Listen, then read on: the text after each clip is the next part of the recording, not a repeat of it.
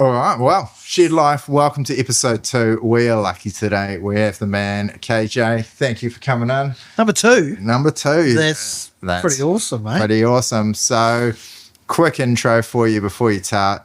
Husband, father, volunteer fireman, turf manager, radio commentator, MC, all-around great guy and everybody's mate.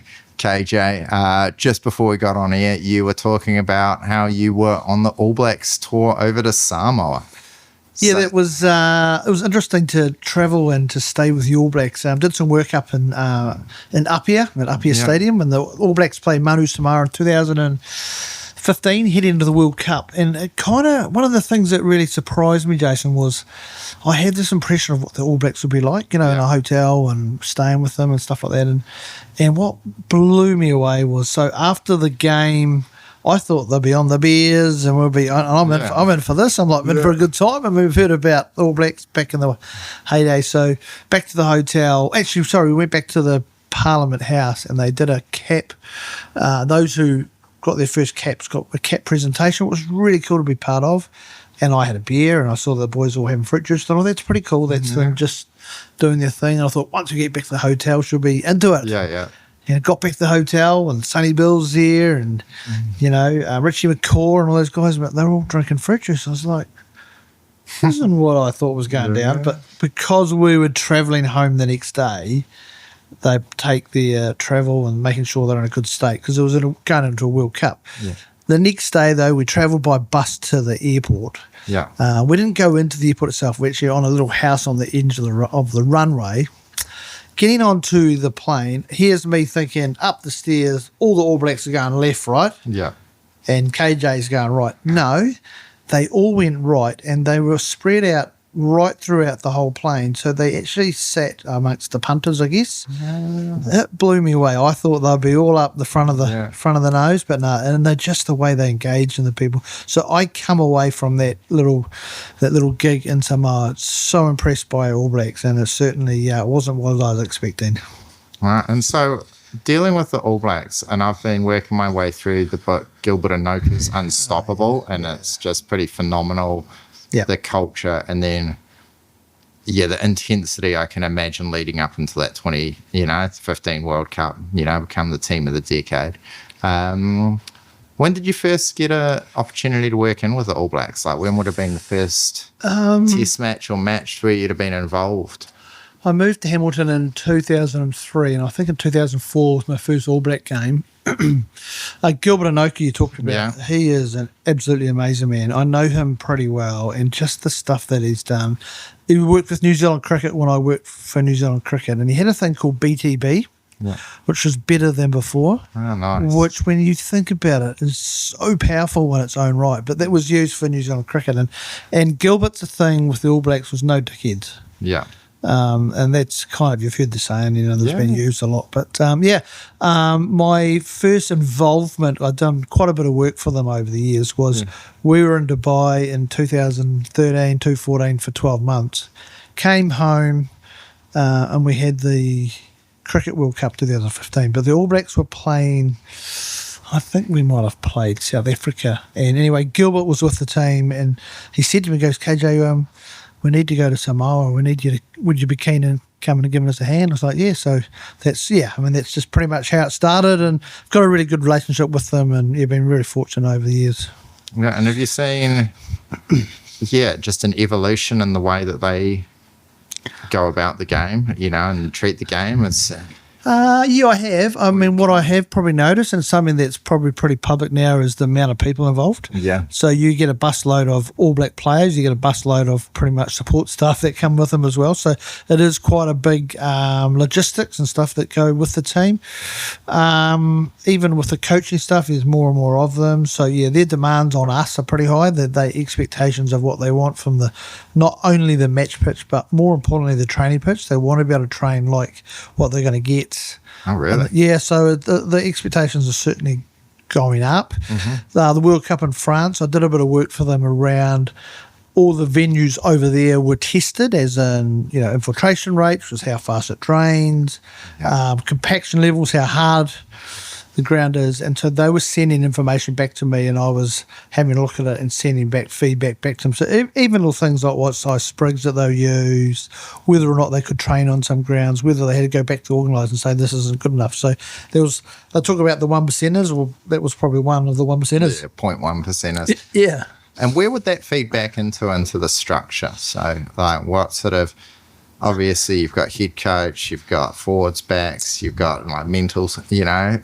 So in that gig, I was dealing with the manager, so Darren Shand. Mm-hmm. He was the guy who just reached out for me, and then I'd give him the information, and he would flick it down through the coaching staff or the trainers or whoever they needed.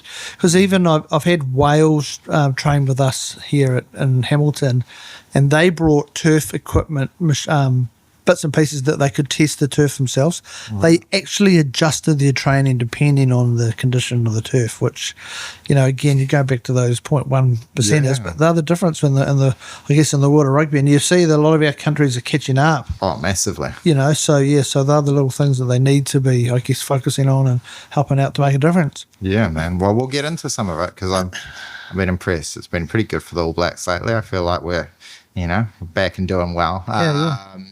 Because it felt like at a moment that they were, the rest of the world was going to catch us and are they going to overtake us? So are our glory days behind us? But I feel like our glory days are still amongst the glory days. And we're led by a good Cantab, eh? Yeah. But before we get into some of those cool stories, like, where's it, Cantab, there you go. Yeah. What a segue.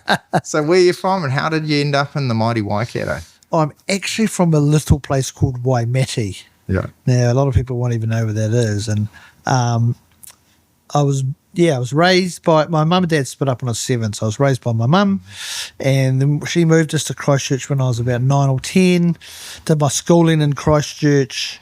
Then when I left school, it was funny, I was in a boys' school, at a boys' Catholic school. Yeah. We integrated with the girls' school next door. Yeah. I lasted 1 term, mate. There was like 24 girls and us, 5 or 6 guys in our class, so I only went to cricket to eat my lunch and only went to school to eat my lunch and play cricket. So anyway, then I went and did an apprenticeship at the Shirley Golf Course as a greenkeeper back in 1987.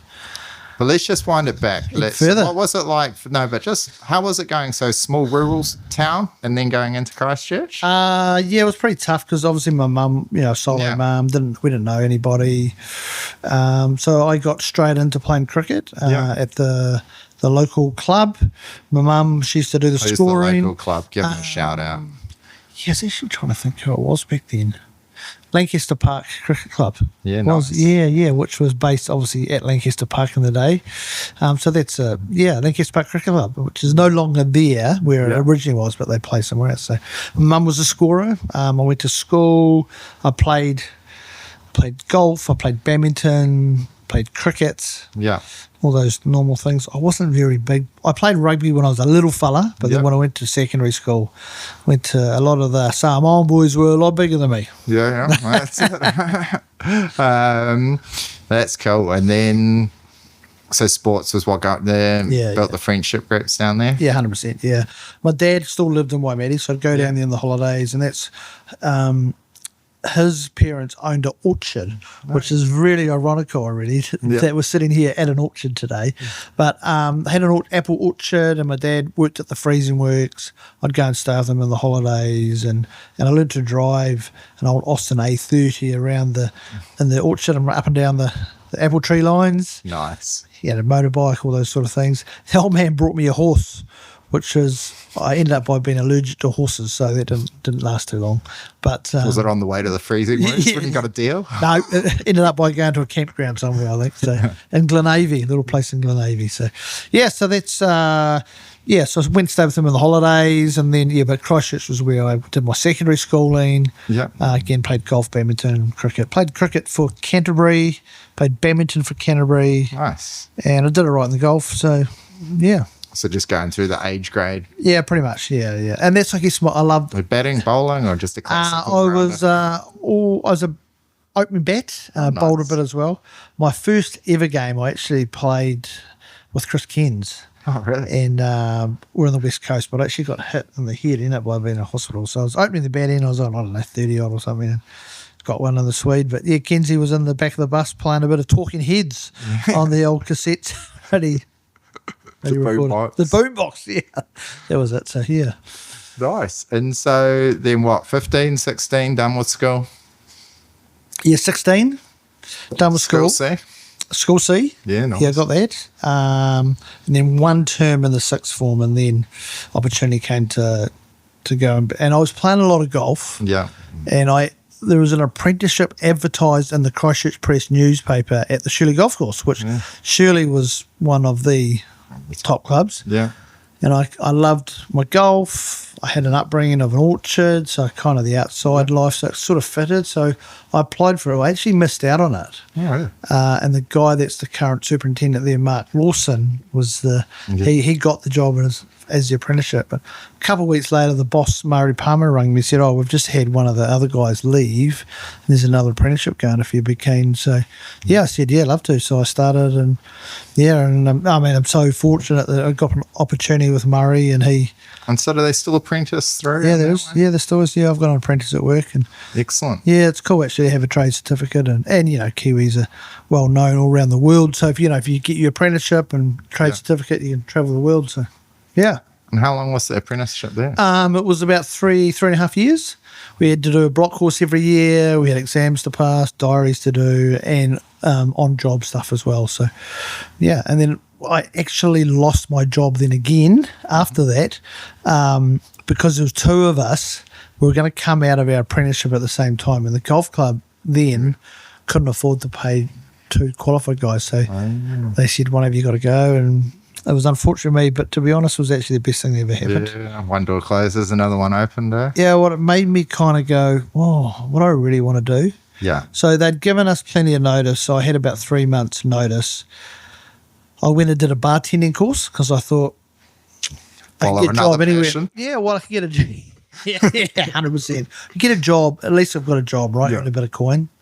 I was still living at home with my mum and my sister, but I needed to have something to fall back on. But I was really fortunate that Akaroa Golf Club advertised for a head greenkeeper, and I didn't even know where Akaroa was. I had an earring in my ear, and I used to wear a bit of jewellery, and I'm heading over to this farming community, so the old earring was pulled out and had the suit and tie on, and successful. So at 19-year-old, I become the head greenkeeper at the Akaroa Golf Club, which is, I don't know if you've been to Akaroa, but it is a beautiful place. Beautiful spot. I'm just trying to work it backwards. My old man, my grandfather, I think it was my great-grandfather was the mayor at Akaroa.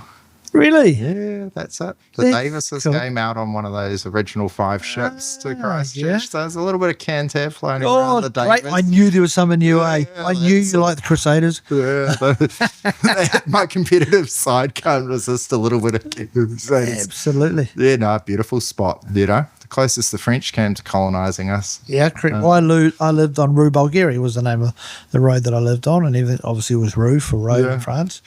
I'd never lived out from home, so moving to Akaroa, I had to flat with another guy, and all of a sudden I'm having to cook and clean, and so it was certainly a bit of a whirlwind difference or change for me, but so 19, head greenkeeper, played cricket, rugby, basketball, actually played netball, got amongst the community straight away because I didn't know anybody. And I thought, I've got to get out and about. Got 100 over there for the Akaroa Cricket Club in a game down there on the main street in Akaroa. Played a lot of golf as well. I was a reasonable golfer. I got down to, 5 or 6 handicaps, so I'd play all right back then. Yeah, I just had a good time. We'd go back to Christchurch at most weekends to see my mates and catch up and hit the nightlife. And so what was it? And if you're the head greenkeeper, was it just yourself then running it? It was. I had a part-timer and a couple of volunteers, but it was pretty much me, yeah. So it's like doing an apprenticeship again. Like when you're an apprentice, the boss tells you everything to do, right? Yeah.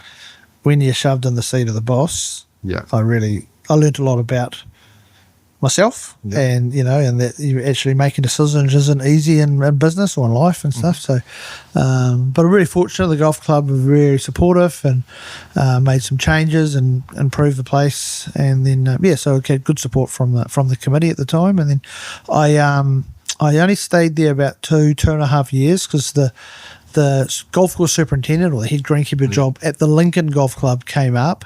Nice. Back into town. Only 9 holes, but a really good 9 holes. So I moved back there, and I did join up as a volunteer firefighter in Akaroa. So I did some competition firefighting, which was awesome. Met lots of people through that. Had a good time socially. Yeah. And then moved to Akaroa. I moved to Lincoln, and again transferred into the Lincoln Volunteer Fire Brigade, and took over the superintendent's job at the Lincoln Golf Club. Nice.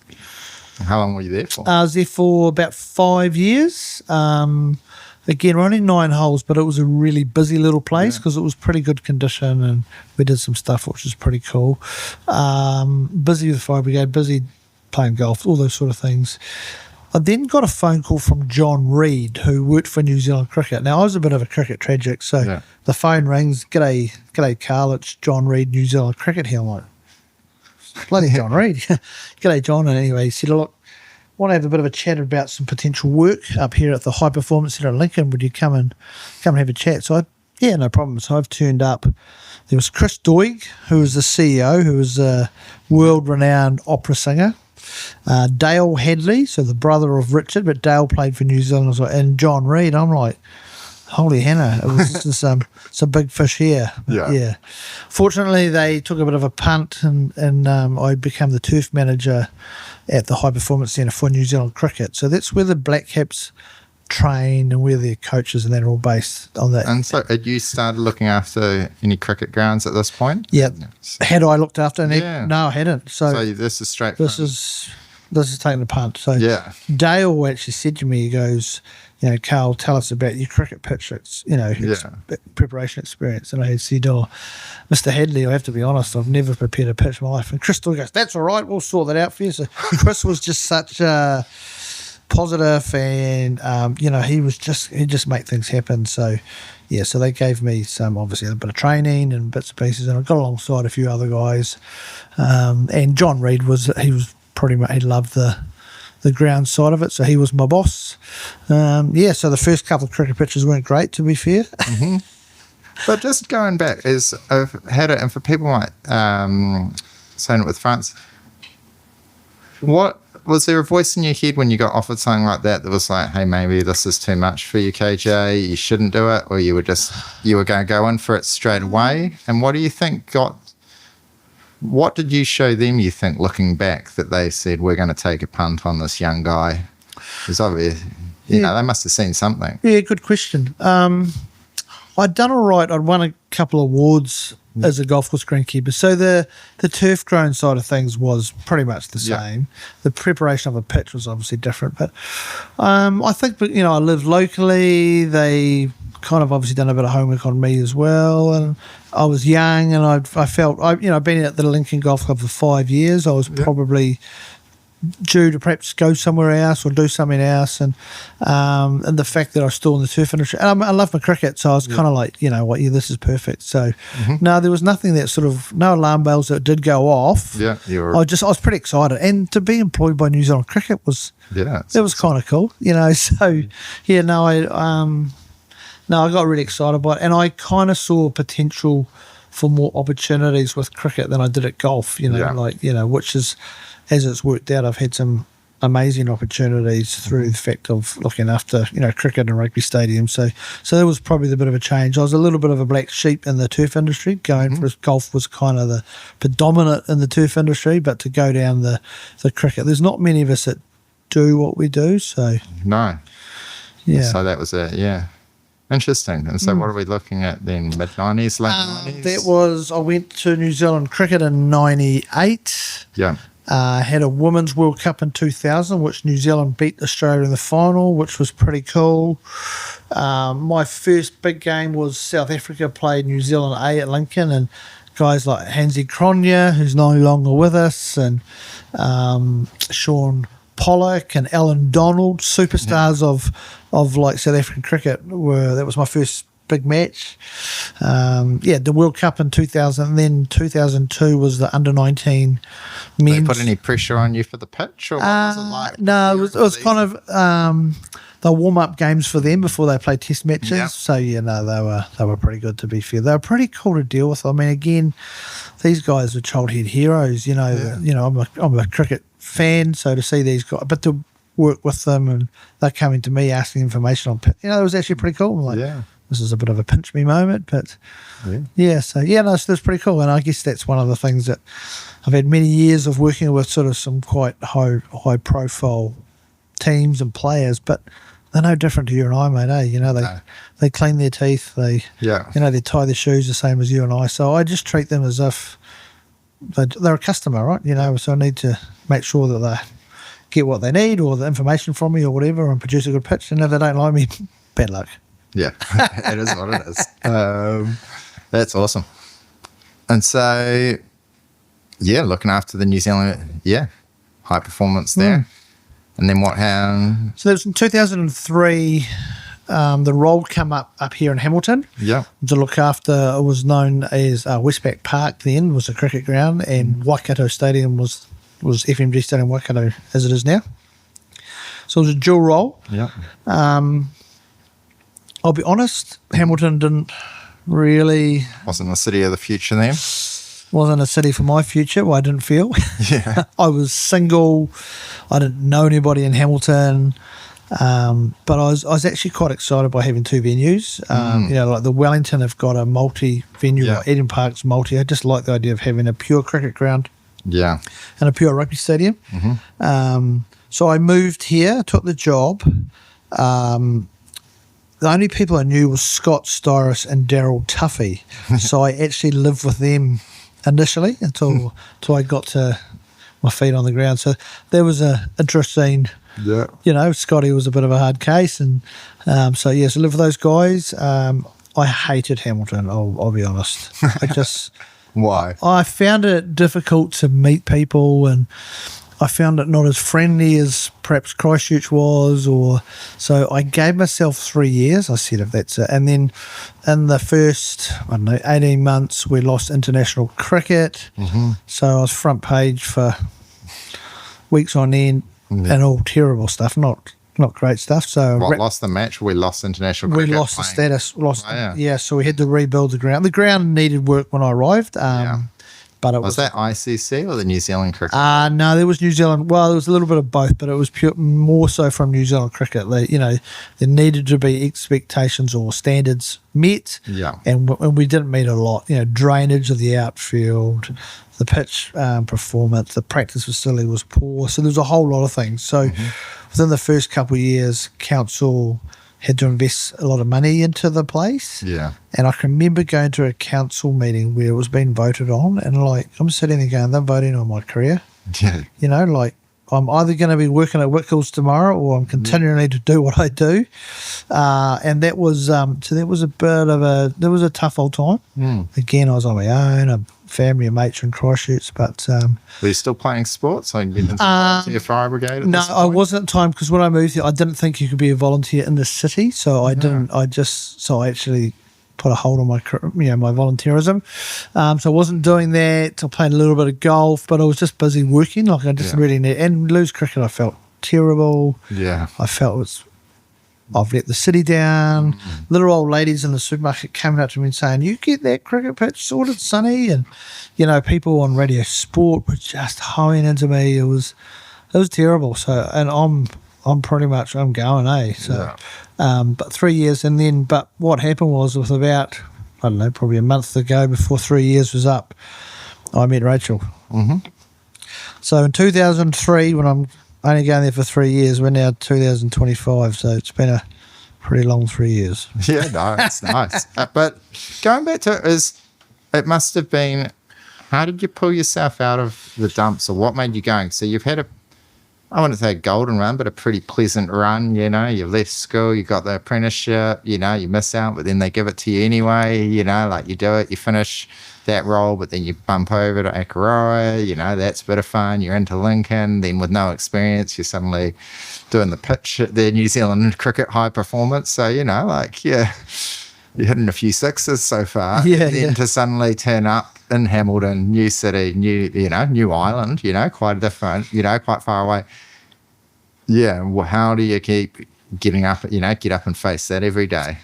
When you are bagging it, in radio sport, possibly the most brutal talk back then. Yeah, it was pretty tough to hear it and read it. And, you talk about social media. There wasn't a lot of social media back then, but the newspaper was, good stories don't sell papers, right? And so to be front page for a lot around, and it was all terrible stuff. And again, we're spending a lot of money, spending ratepayers' money. So I felt, I actually felt I owed it to the city to get it back to something that people can be proud of. So I was probably driven by that. Yeah. And I wanted to prove that I was good enough, and I needed to prove to myself I was good enough. Martin Seddon, who was the CEO of New Zealand Cricket at the time, he actually said to me, KJ, he said, the best thing that you can do, mate, is because I was actually looking to get out, to get away, and I just, but I kind of, he, without him saying it, he sort of pushed me down the lines. Don't run from it, KJ, embrace it. Take on the challenge. He said, you're good enough, you'll get it back. So it was probably Sned's little bit of a chat with him on the phone, and he was right, to be fair. The best thing I could do is put Seddon Park and the stadium back on the map and show that Hamilton's got some pretty special venues. And that was in 2004, 2005, whenever it was. And since then we've had a really long, we've had some great games, and we've been awarded some really big matches, which goes down to meeting expectations of New Zealand cricket and All Blacks and that sort of stuff. So, yeah. And then how was it also getting into the rugby venue at the same time? When did they rebuild FMG? That was just before my time, so it was pretty much brand new. I think Hamilton's made an amazing decision to build the venue like they did, because there was originally they were looking to build a multi-purpose bigger venue at Claudelands and have cricket and rugby. Well, I think the intimate size of FMG Stadium Waikato at 25,000 people, and it's a rectangular field, so you're so close to you guys. Absolutely. I think the foresight of who made that decision then, shout out to that, because that was it. You go back 25, 30 years ago, it was all about the Cape Tin down Wellington, these multi-purpose. Totally. Eden Park's the greatest, the endless debate of whether it should or shouldn't. But I love it with Waikato Rugby, watching that there. I'm a huge Warriors fan, so, Mount Smart, Go Media Stadium, like it is. Like, to watch rugby league, you want to be in a rectangular stadium. And it's funny you say that, because my mother came up when I first moved here. The Crusaders played the Chiefs, and I got her some tickets, and I said to her, I put her in the front row on the very, very end seat. I said, you sit there, I'll go and do my stuff. Once the game starts, we'll then go up, and there'll be some spare seats up on the top where we'll be able to sit. She goes, yeah, sounds great. So anyway, did all that, and then the game started. I went and grabbed her, and she said, I ain't leaving. So what do you mean? I said, I can just about touch the players. I want to stay. So we sat in what is probably the worst two seats in the venue and watched this game of footy. It was just for my mum's. She loved it, and she said I can nearly touch the players. So, we're pretty special with the. I think, was it the last All Blacks match there, or am I thinking of? But anyway, I could see the players and a maul and a bit of fist, and they're literally on the side. A few kids there, like, whoa, literally touching the players. That's pretty so cool, isn't it? It's so cool. So well done to Hamilton. So what was it like taking on a team? So did you have much of a team down in Christchurch? You must have had to take on a team and a separate team, or the same team looking after both grounds?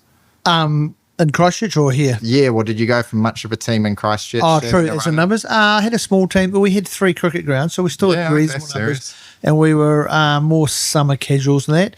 I moved up here, and there was 4 or 5 of us when I first started, so we're pretty small for what we were doing. I mean, back then we didn't have as many events as what we do now. There was real certain windows when rugby had stopped, and then there was gaps, and then cricket would start. Well, now that doesn't happen anymore. They're overlapping, and the introduction of Super Rugby. We've rugby and rugby league being played in February and even January when we had the sevens. Well, so that's really, and cricket grounds going full noise January, February, March. So we're those times of year is real crazy. So I've currently got 11 staff on team, and that's 3 of them are summer casuals or fixed termers. So we've certainly changed, and we've changed our structure and that as well. And I've got 2 IC and a couple of team leaders and stuff. But we're 7 days a week, and the saying I have is that, the turf doesn't know it's Christmas Day or whatever. So, we've traditionally, of late, we're starting to have a bit of cricket on Boxing Day. So, last year we're at Christmas Day. So, this year we're Christmas Days because the turf don't know it's Christmas Day, right? So, so to the farmers, cows don't know. No different, 100% to farmers, So, big shout out to the guys that do work in the team because, to be honest, my name gets bandied around a lot, as you know, and it's the boys that do the hard mahi, and they're so committed, and I've got superstars working for me, so really lucky, mate. Awesome. So, first big games. What are the big games that stood out to you early on at both FNZ? Probably one of the highlights is Australia played New Zealand in a Chapel Hadley at Seddon Park. Our first international game of cricket back to Seddon after being taken off for a couple of seasons was Sri Lanka played the BLACKCAPS in a one-dayer. Unfortunately, there was the tsunami in Sri Lanka, so Sri Lanka never toured, so that game was off the tables. They played a warm-up game, and then the next one that Sri Lanka came back the following year, and it was actually Billy Bowden's 100th international game. So it was a big hoo-ha about Billy. They had the toss, so that counts as a game. It actually rained after the toss, so we never got a ball bowled. So my first game back was a rain out. So I'm like, oh, God. The next one's Australia playing New Zealand, which, there's a fair bit of pressure on, and we hadn't played for a couple of years international cricket. They played in Wellington. The BLACKCAPS won easily. They went to Eden Park. This is back in 2007. And Australia made 330 or something, which back then was a massive total. New Zealand chased it down. So I'm going, this is a worst case scenario because they're coming to us a couple of days later. They've just scored 1,000 runs up there, this is just, I'm feeling it. It was a stinking hot day. The place was chocker. There was like 10,000 people in the venue. It was cool. It was hot. Matthew Hayden for Australia opening the batting, got 185 not out. He broke his toe. Australia scored 345 or 346. New Zealand were 41 for 4. And people are leaving. They're going home because it's all over. Craig McMillan got 100. Brendan McCullum, the current England coach, he got 80 odd. Peter Fulton got a few. He was playing, and New Zealand won the game. It was unbelievable. It was a world record. There was a whole lot of records broken. So that's probably one that stands out. I'd only just met Rach. She actually was living in Scotland at the time and was heading back to Scotland. The day before the game, she came down. And security, she had to get in through security. She come out to the middle and she said, I've just cancelled my flights to Scotland. I'm like, winning. This is all right. So then to have that game that night, so she came to the game as well. She's with me. I get a call from Scott Storris. He said, KJ, bring your boys over to the shed. Quite ironic, shed. Bring some beers over. And they had a rule, no females in the change room because it's their space. So I was like, anyway, get over there, give the old Brendan McCullum comes to the door, get in there, KJ, get your boys in. Took some beers in. And then I said, hey, Bears, I've got Rach with me. He's gone, oh, shit. Hang on a minute. He yells out, hey, Flem, Stephen Fleming, is it all right if KJ brings Rach in? And I'm like, yeah, get her in here. All of a sudden, she's in there. The boys are in their undies, there's cigars, there's champagne. It's one of those moments that, money could never buy and really pretty special, and I'll never forget it. And, so people say, what's the most memorable match? I always say that one, but for the fact that Rach said she just cancelled her flights. Nice. That's so cool. So I suppose that's testament. You rode out the lows with the little old lady saying, get out of our city, KJ, I imagine though you're a bit of a backslapping hero. I was just so after that one. it was quite nice though, just to be able to show. Yeah. Yeah, and again, just the people who had backed us and supported us, and to be honest, the councillors who had, decided to invest money into the venue, it just showed that we were good enough. And we've had some amazing games that have been played out for many, many years. And do you think that, I just asked, this is a bit of a side one, but I just made this an observation. You're a Cantab that's come to the mighty Waikato. I'm an Aucklander that's come to the mighty Waikato.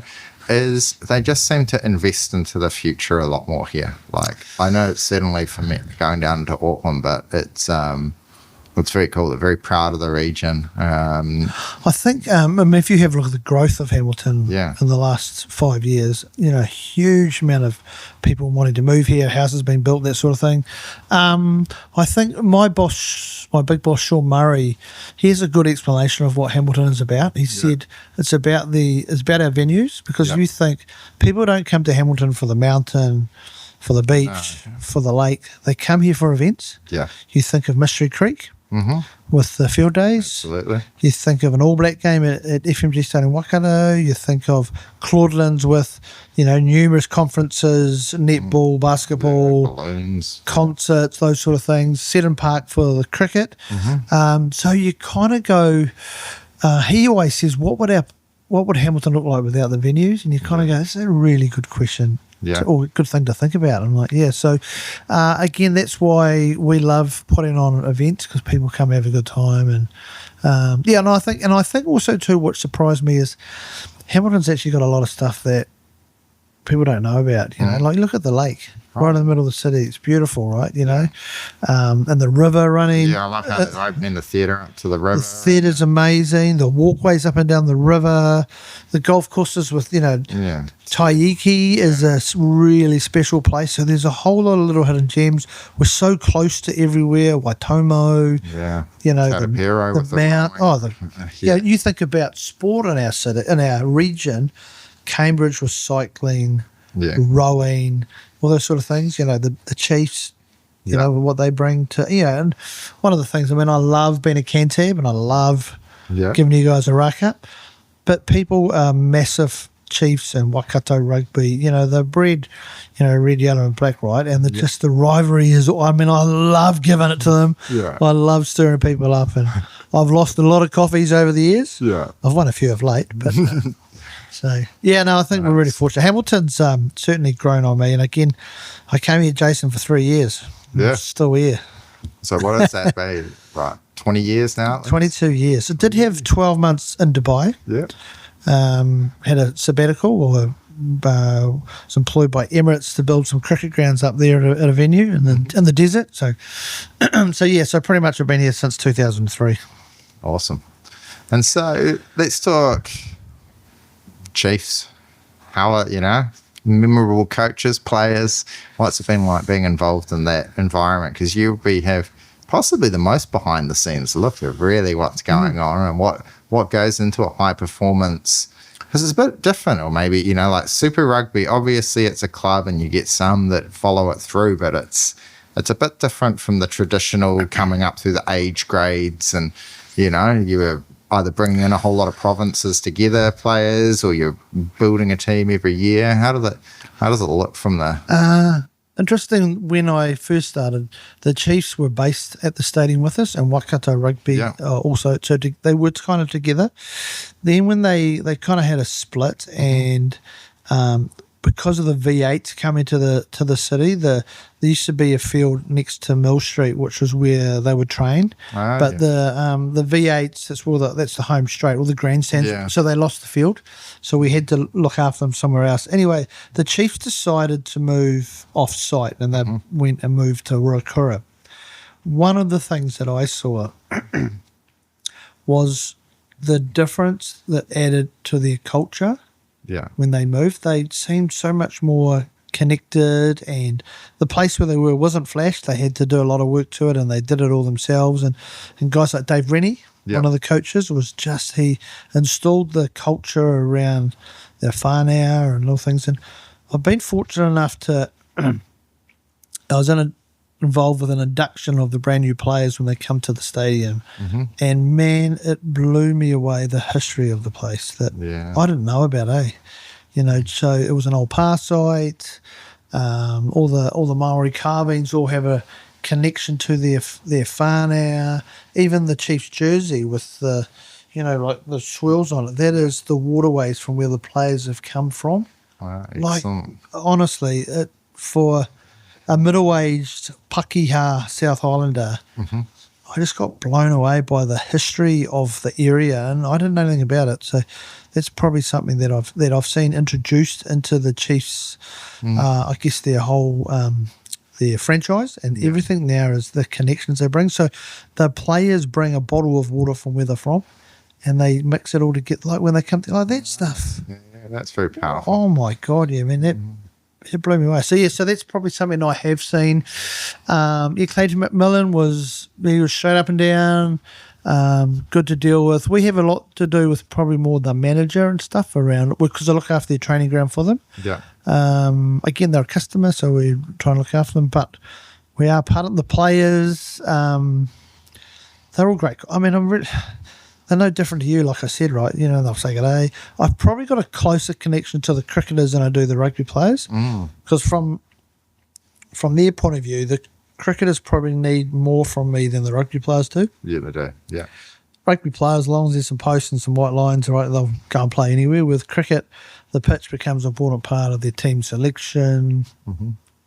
How they might play, all those sort of things. So, so probably slightly closer to the cricketers, but I've got some really good mates. Played a bit of golf with, Damien McKenzie and Brad Weber in the day and all those sort of things. So, yeah. What do you think about his try on the weekend? Yeah, amazing, eh?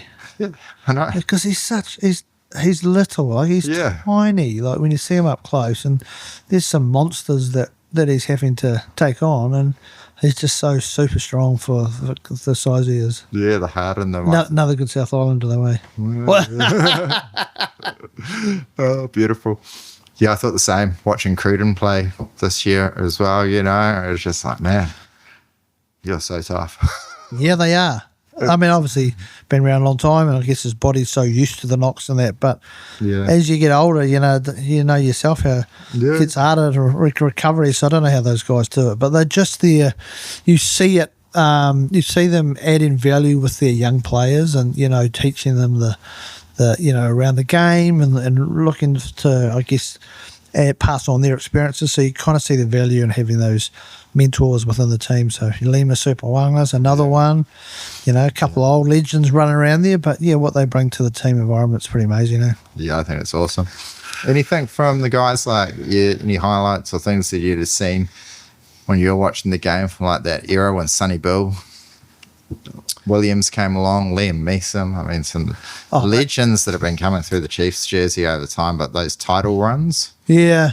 And again, I think I hark back to what Dave Rennie did with the culture in the team. The 2 years in a row they made finals, and they won it 2 years, sorry. Yeah. But guys like Liam Meeson, man, he oozes Chiefs, right? Yeah. You can just see what the Chiefs, he is what I see as what a Chief is all about. Yeah. Fit, strong, gets on, no fuss type scenario. He is one fit man. Yeah. I'll give you the tip. And Sonny was the same. Again, a superstar around people. He attracted people wherever he went, whether it was on the rugby field, 2 or 3 defenders, or whether it's walking down the street. Yeah. He was just... You had this level of charisma. Oh, yeah. It's just phenomenal. Sort of that mana when he walked in the room, you just kind of, there was something about him. So, again, I wasn't really, really close to him, but, close enough to be able to have a bit of a chat and all those sort of things. But the guys like Liam Meeson just been around forever and, fit as hell. Yeah. Yeah. Just discipline, eh? Yeah, 100%. 100%. I'm really close with guys like Ross Taylor and Tim Southey, Tim Seifert, those guys. So, Ross Taylor's been really a great friend to me and his family as well, and my family. So, went up with him when we were in Dubai. He was playing IPL. Went over and stayed with him in India when he was playing for Delhi, and went to a IPL game. What was Dubai like? I see it on the news. I've never been. It's Yeah, yeah. Dubai is certainly the opposite to living in New Zealand. Yeah. We went up there. What year was it? Take us. 2013. Yeah. It was. So we've won the World Cup in New Zealand.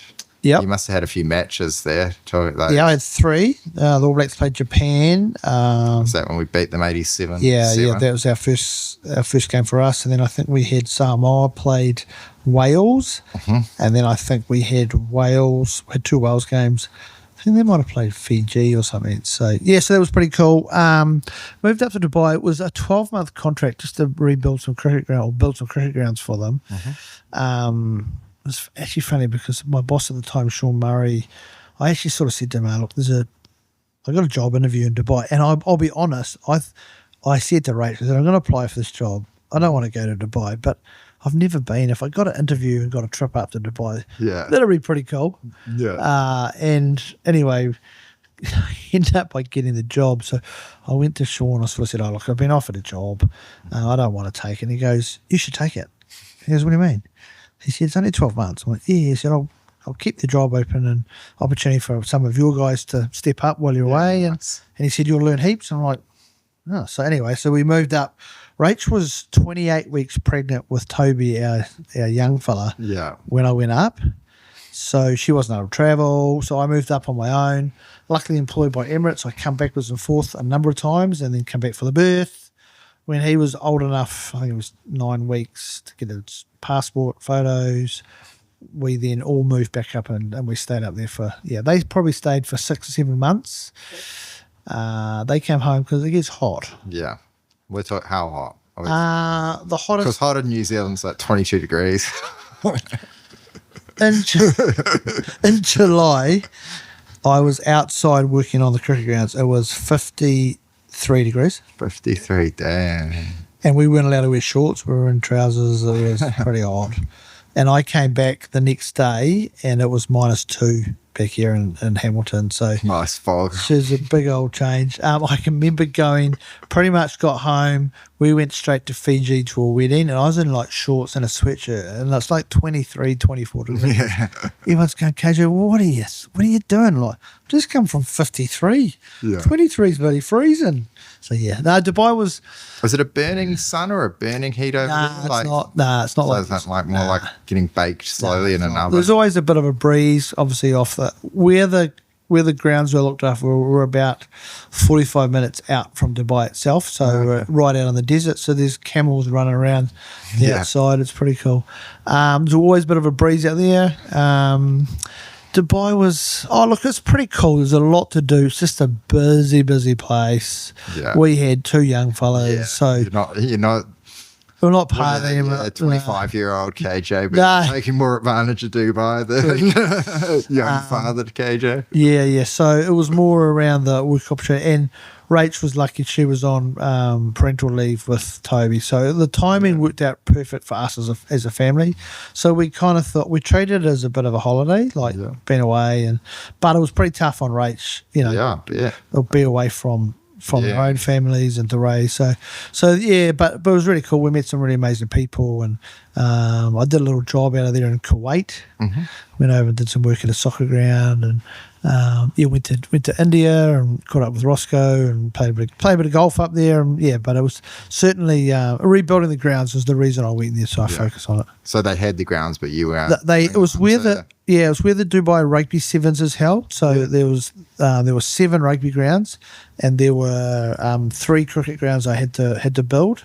Because there's a lot of Indians and Pakistanis that live in Dubai, so they love their cricket. So So local clubs would be playing. Local clubs, they had a couple of World Cups. We had New Zealand play the West Indies in an under-19 game, which was really special for me while I was there. Yeah, that's cool. Grant Bradburn was the coach. I knew a lot of the players.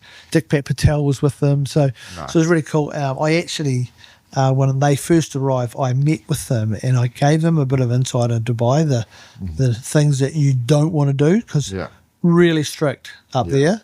The rules, like if you do not drink or drive, because you're put in jail, all those sort of things, just things you don't do. And then there's some things that you probably should do as well. So, yeah, but it was cool. Yeah, so that's when it gave me the exposure of being able to go and do stuff away, and that's when I think the All Blacks, that's when Gilbert, and then when I got back, said, oh, do you want to go to Samoa? So it opened up some opportunities for me by doing what I did. So, yeah. Saying yes to things, brings it on. Just how do you keep the grass alive at 53 degrees? It's hard, is it high level irrigation system? Yeah, there was irrigation. We had water that got pumped out from the city. It was recycled water. Yeah. So we had big massive storage tanks, and overnight it would get pumped to us, and then we'd use it. I had one guy, all he did was just check irrigation all the time, because there were obviously 7 rugby grounds and 3 cricket grounds, and if they had no water, we're in trouble. It's all couch, so it's all warm season grasses. So busy venue, lots of rugby, football. There was a netball there. It was a pretty cool facility. It was owned by Emirates, so that was nice. I was the first time Emirates had ever employed a turf manager, so really? I didn't fit into the box of a pilot of an A380. So that was new for them as well. But yeah. And were they just looking at from a business perspective? Hey, if we have more events, by and large, better stadiums, more people are going to jump on the planes and fly to Dubai. Yeah, and also a lot of the pilots were expats, so they wanted somewhere where they could play their rugby, play their football, or play cricket, or their kids. So there was lots of coaching opportunities and all that sort of thing. So I guess it's all about Emirates were real family orientated. So a part of it, I think, was about ensuring that their people, when they're not flying aircraft, they're having a good time, because if you didn't enjoy Dubai, you're going to be gone, right? So, but it was lots of expats. So, English, lots of Aussies, South Africans. So we met all of our friends. We met by Zach playing rugby up there, really, on a Friday morning, which was the first day of the weekend. We'd all go out there, and the kids would run around, and so I started doing a little bit of coaching up there, and we'd go and have breakfast. What was Zach being, 4 or 5? He was only about 2.5 at the time. Yeah, it was a little tacker, eh? They started. Yeah, they did. Yeah, they didn't play games. They did some drills and skills. I remember the first day he went, he loved it. Then the second time he went back, he won't have a bar of a day, breaking tears and screaming matches, and we're like, Zach, everyone's watching.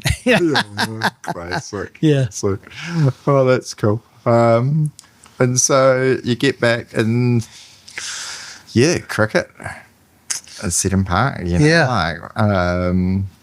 What's it been like? Some of those 4 or 5 day tests. Does it change? Obviously, there's a pressure on you guys to deliver it, or on the players.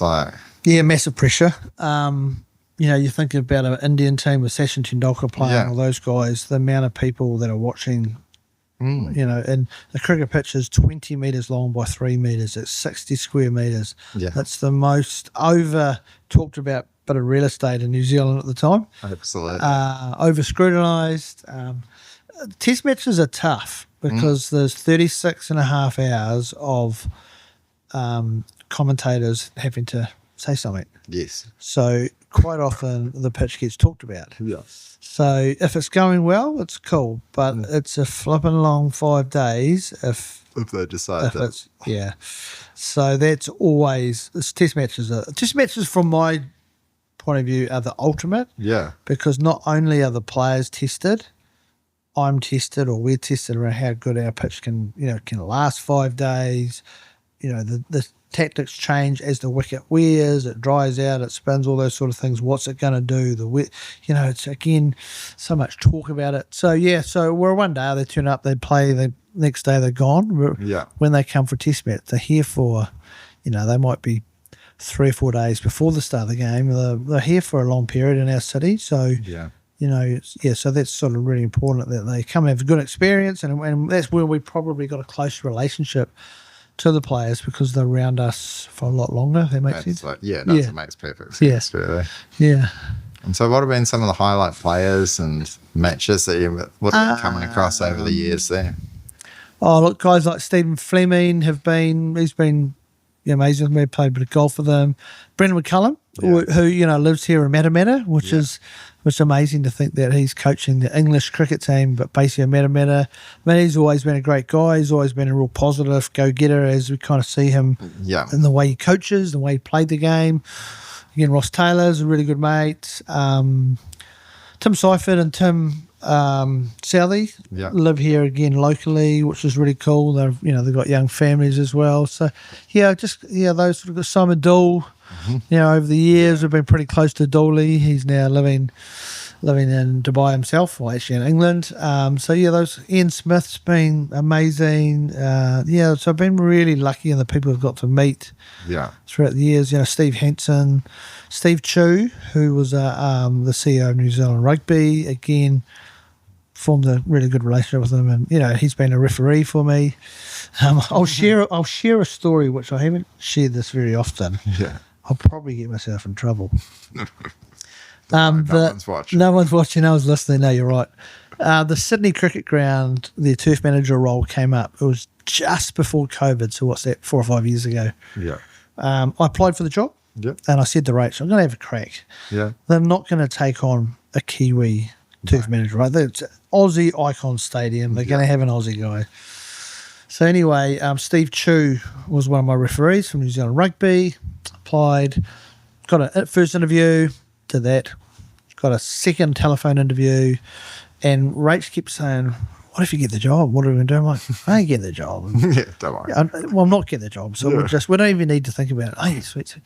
So all of a sudden, get a third interview. It's like, so sitting in this bar, having a wee drink, talking about it. It's like, oh, what if we just, I won't get the job. Rach, they're going to take an Aussie.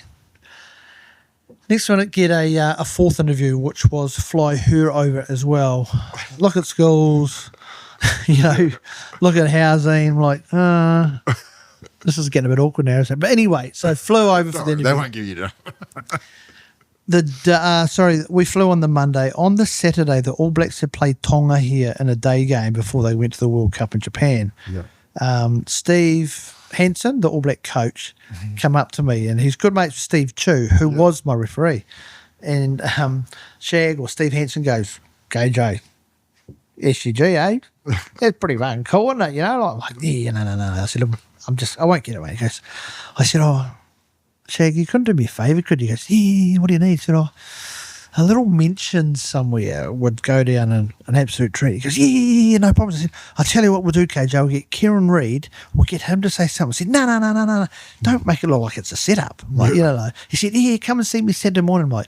I was like, I didn't want that to be, So anyway, so I left it. But the game's starting to go live on TV. My phone lights up.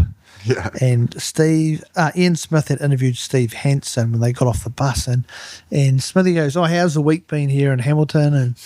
And Shag goes, look, it's been a great week. The weather's been terrible, but KJ be the best groundsman in the world. Has done an awesome job with the facilities. So anyway, I'm in this fourth interview, and they said to me, have you got any questions? I said, I've got a few questions. I've also got something, wouldn't mind showing you. And they're like, I said, what's that? And I said, I had the All Blacks play in the weekend, and the head coach and the guy goes, Steve Henson. I went, yeah, he's a legend. And I went, play. And he went, that's a pretty decent reference, isn't it? But so that's a bit of a funny moment. I haven't really shared that publicly, so don't tell anybody. No, but quite funny, eh? Again, the connections that been fortunate to form over the years. And so what happened in the end, though? Obviously, you're still here and not at the SCG. So they decided they actually were going to internally appoint. And to be honest, it was probably the best thing that happened to us because COVID hit within, might have even been a week. So we would have been potentially living in Sydney, which was hit really hard with COVID. We live lifestyle in Poketaha, where COVID for, Zach and Toby were riding motorbikes around.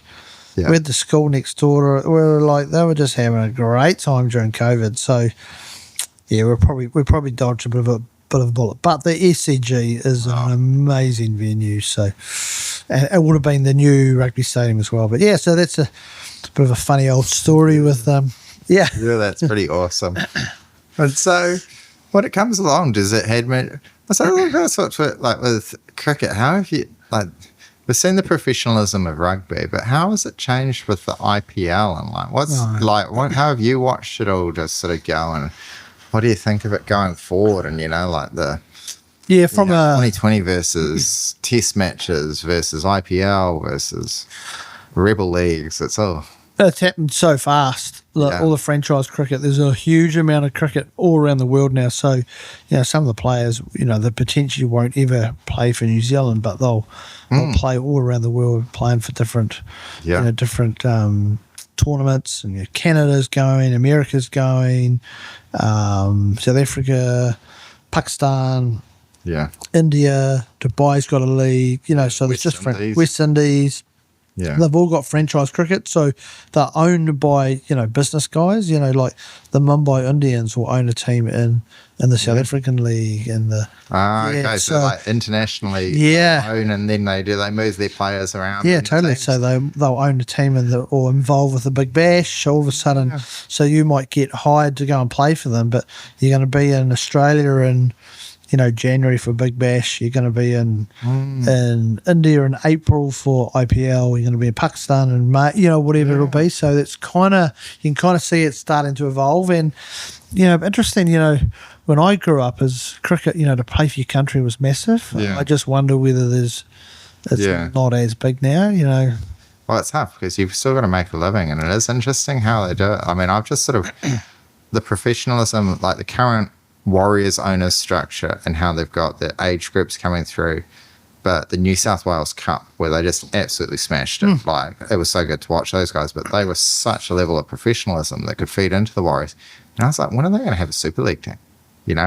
When do you give a pathway out for some of the players that might have had a few? You've got somebody else coming through. You got a bit of a salary cap issue going on here, and you're like, hey, well, why don't we just swing you into our other team playing into it? Yeah, I was surprised with the Waikato Rugby is the amount of those guys that were going and playing in the American rugby. Like they're switching, or like there's so many. I don't know, Matt Farmer. Like it's been known for Kiwis to go and play that sort of lower grade, or senior club type level for England, Italy, France and that, but it's all over the world. They're just poaching and totally needing the players. It was interesting you say around young players, and I was fortunate to do some commentating with Minty or Graham Mead for New Zealand Rugby in the last couple of years, streaming under 18, New Zealand under 18, New Zealand Maori team, and the amount of scouts from league that were there watching. It blows you away. They're getting them when they're really young, right? Even younger than under 18s, and a lot of those players were signing deals. They played for their country and then they go and sign up for NRL. So there's obviously league's on a bit of a massive up, really, isn't it? You can see it. I mean, you're obviously a leaguey. Yeah, I'm a leaguey. League's on a tier. I mean, I think that rugby's probably, NPC going free to air next year will change it at that time. And I think if they do it right, the NPC is the gold in New Zealand. The NPC could be like the NRL. It could be an international product. You've got provinces, everybody knows them. You've got a great history. It's behind it.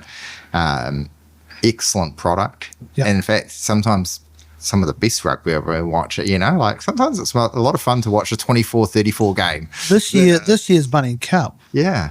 Well, the scoring was so close, and there were so many games that had to go to extra time. That's the ultimate, right, when you're putting a competition together. So you're right. Absolutely. I think virtually every game that we're winning for Waikato, it was coming down to the final few minutes. Yeah. You win games, you're losing games. No one knew who was going to take out the comp. Yeah. It was cool. It was really cool to see, and I think being able to then attract that into a market, with the free to air and a bit more social media, I think they might have to think about how they do it. I really get it with the black jersey and everything, but I think what league does that the union doesn't is let the players and encourage the players to promote themselves. Absolutely promote themselves, and then they connect with the, they're connecting. You're right. You get a connection with the player, don't you? Yeah. All of a sudden, you want to go and see that player or not? Yeah. And it's interesting because on an even lower level, shout out to the kids, but like Jasmine and they're watching and TikToks, Instagram, first 15 players have huge followings in New Zealand. So they're getting, you're getting bigger crowds the first 15 matches, but then those players all have a following. And so you translate that to the next level. I need to get you involved. That's it. No, I don't have anything cool. Gareth's cool. But it's the Swamp Foxes, Valley, But why do they get such a following? You're going to catch up with all your mates at the ground. You're seeing it. You know the players. There's a link back into it. Yeah. So I think League is doing a huge amount of things right. But I think instead of worrying about that as a threat to union anymore, they're actually really compatible or they're beneficial. Like it's they can worry about Auckland FC or anything else, but because League fans watch Union fans watch League. Right. They're gone are the days. If you're in a White fan, you can talk Warriors. Virtually everyone's watching NPC and NRL. There's no, I don't watch that, mate. I actually wonder whether there should be, like NPC rugby played every night of the week, so that you turn TV on and it's on. Oh yeah, if you knew you were turning on 7:30 every night and there's an NPC game on. And you can connect into it and you can see it. It's like, that's it, because the sports and white people, you don't know who's going to win. If you don't know the result, that's the most interesting thing. It's to watch a story and find out you don't know what the ending is. Yeah, because it's not scripted, is it? Yeah, it's not scripted. You're not going to see it. So I think, sure, it's had its challenges, but I think it's got such a heritage of a product that they can easily do it. And then they could probably do a few things with getting into the crowds, but in terms of the actual viewership and the numbers, it's going to be there. Yeah. It's going to be very cool. So, interesting too, because, rugby's got to have changed with the times. Over the times have probably sort of sat back. It's always been number one. Well, other sports we've talked about have caught up, right? Oh, they've look at the A-League. With the A-League and the Auckland FC, I've watched it. My two nephews, massive. One of them is big league. I was only sponsoring his team up until last year, Eli. Shout out Eli and Theo. Nice. And they've both moved over and they're playing football and they just love the Auckland FC. Yeah. And it's like the hottest jersey you can get if you're a 10-year-old boy up in Auckland is an Auckland FC jersey. Do you think there's a part of it where you get connected to your team? Yes. And there's like that rivalry. Yeah. It's a little bit like I'm tied up with Hamilton Marist here for rugby, and with old boys, like there's this love-hate relationship. Like we give each other grief. Yeah.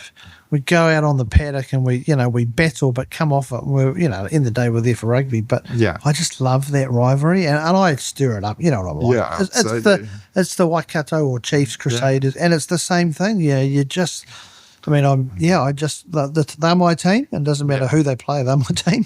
Absolutely. Yeah, I think that's it. I think they've just missed a bit of it was actually what you don't know. It was the World Cup when we pulled all the All Blacks out of the Super Rugby. And it really, I get it. The All Blacks are there, but you got to look after you got to look after everybody else. And I was saying, I actually said it to a few players, is obviously there's a pinnacle in the black jersey, but you've, whether it's be better every time, but also be happy with where you get to.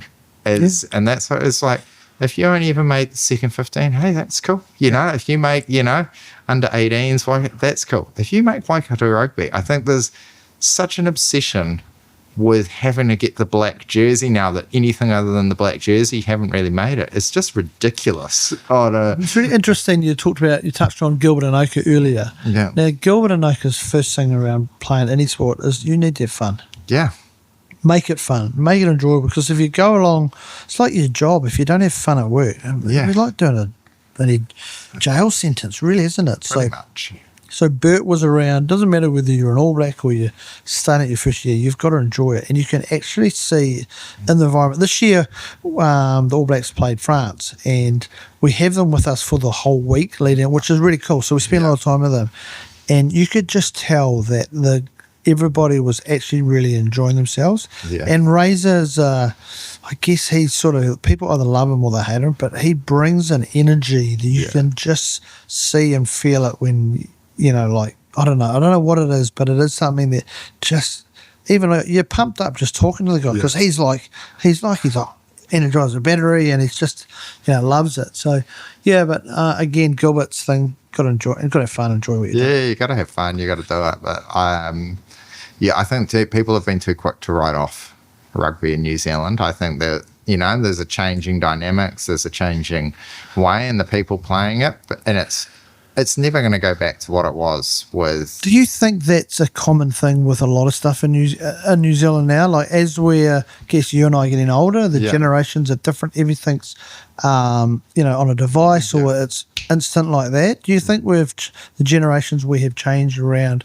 who we are or our expectations? Yeah, I think so. I think people have changed, but I think people are much more.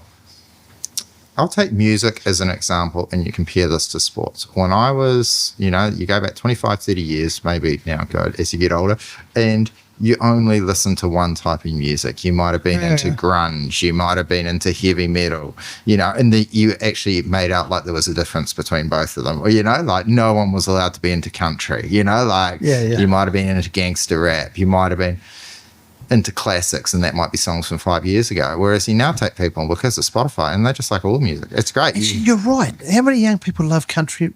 They love country music. They love Jazzy. Will love Fleetwood Mac, Taylor Swift. Like all of these great things. And so I think the sports have got to realise that back in the day you could get was like, nah, I'm rugby. I'll never watch. League, or I'm league. I'm a cricket guy, or I'm a basketballer. It's like, no, I'm a sports fan. Like I like sports entertainment. I say that's people as well. Like I like watch, but it's entertaining. But I'll watch basketball. I'll go and watch break. Like if I had more time, just watch more games. So I think it's that people aren't as parochial as before, but they actually want it even, they want it more. It's like you can be and you see little glimmers of it, but you can be a UFC fan and a rugby fan and a golf fan, like it's actually way more common. If you take those guys, chances are they'll be all three, like they'll play it and do it. And so, cross-pollinating it between the sports. Lima Sopawanga is watching on his Instagram, and he's done it very well because he's just friends across all of it, 100%. And it's better to be friends across all of it than just like, no, I only do this. Yeah. And I think it's a good point you make. And I guess too with technology now, right? Mm-hmm. People are watching 3 different codes at one time, right? Oh, yeah. Well, that's it. We're joking at lunchtime. We're out there, we're sitting down and we've got the kids at work, and they're old now, and my wife read it and we see a photo on it. And like, how many photos did we see on a 5-minute scroll between 3 different platforms?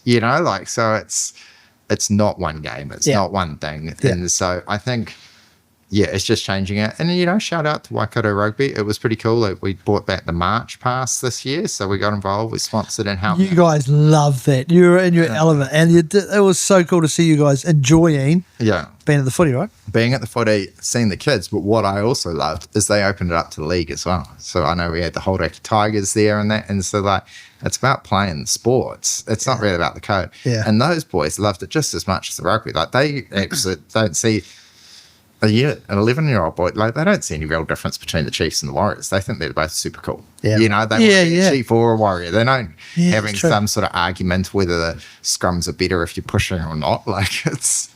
Yeah. You make some really good points. You do. Yeah, awesome. But, so I think it'll be, people will keep playing, it'll be fun, and it'll just change it up. And then it's... On terms of what the kids should be playing, it doesn't matter if less kids play rugby as long as more kids are playing sports. Oh. If they're playing hockey, if they're playing soccer, if they're playing cheerleading, dance, whatever, as long as they're getting active and playing with their friends, it'll still go through. And we've got so many performance academies and we've got so many kids that want to do it and can make it a career that we're not going to run out of all that, we're not. And there's more choices for people these days, young kids. So just let them go. Play a sport or play sports. Have some fun and whatever you like, perhaps you'd go on. But I think too, I've coached a bit of rugby, junior rugby over the years, and I see pressure from parents. Oh, absolutely. And I'm like, it's just like, they want Johnny. Johnny's going to be an All Black no matter. And Johnny doesn't like playing rugby, right? He doesn't. You can see he doesn't want to be there. So kind of, it's really interesting how it has changed from when you and I were kids.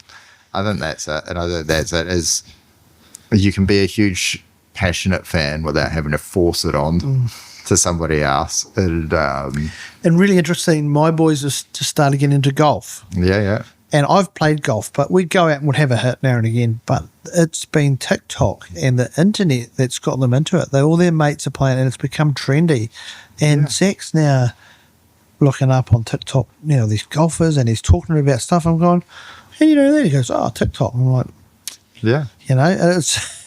Yeah, it's amazing. Yeah, golf. I mean, I've seen it at Hauraki Golf Club and the amount of kids that will play golf now and do it. And it's the same again. And I liked it. You know, Jack, him and his mates are great. And I'm like, suddenly beats just, if you go catch up with your mates for beers, better off doing it on a golf course than just doing it, you know, just doing nothing. So I think. But when I played, though, when I was like Zach's age, it was a little bit like, oh, you're a golfer. You know, like you're a softie. I'm like, I actually know why. I think there's a theory I have on it because I was like, why do I not like, I didn't particularly like golf. We played a little bit of it. I didn't get much of a chance to it. Happy Gilmore. Oh, yeah. I actually think because of that. True. And you are a product of what you see and repeat. And, and you know, bless it, it's a hilarious movie. But it gave me and all the dudes I knew that were into metal, you know, like into that music. It was like, nah, that's what golfers are. And cool guys go out there, smash the ball. And so everyone tries to Happy Gilmore, but it didn't promote it. And because it was in the latest movie came out. And I was like, I was trying to re-examine in my head. It's like, why do you have this thing where you don't particularly think golf's very cool, where everybody else likes it and do it? Like, I don't mind it. I play it. I'll go and do the odd round. And I was like, I wonder if that, when I would have been like, you know, 14, 15 or something, and that came out and it just stuck in the back of the psyche. And there was another movie, Caddyshack. Do you remember that one? Yeah. And the green kid's name was Karl. There you go. But it's interesting. But yeah, bring it trip of a lifetime. I heard that you can't even. How did you get into Augusta this year? Oh yeah, there was a bit of a once in a lifetime opportunity. It's actually I've given away 2 signed All Black jerseys. So the All Blacks, they've given me a bit of stuff over the years, and this one I gave to a guy who worked for John Deere. He'd been in with John Deere for a very, very long time. Anyway, he came out to New Zealand. I'd never met him. He wanted to come and have a look at what I do. I had an All Black game being played, and I said, come out a couple of days earlier. You can go. I'll take you to the game. So took him to the game. He wanted to go and buy an All Black jersey, and he went down. There's a queue for miles, but I had this jersey for him anyway. So anyway, I said, mate, come out for dinner on Sunday night. We'll catch up. So I gave him this All Black jersey. You'd think I'd given him a sheep station, right? He'd never seen rugby live, but he knew the All Black brand. He knew the haka. Yeah. So anyway, we become really close friends, and then he got made redundant from John Deere, and he'd reached out to vent a wee bit. And anyway, he texts me, and he's got a photo of him outside Augusta, and he goes, guess where I am? And I went, you wanker.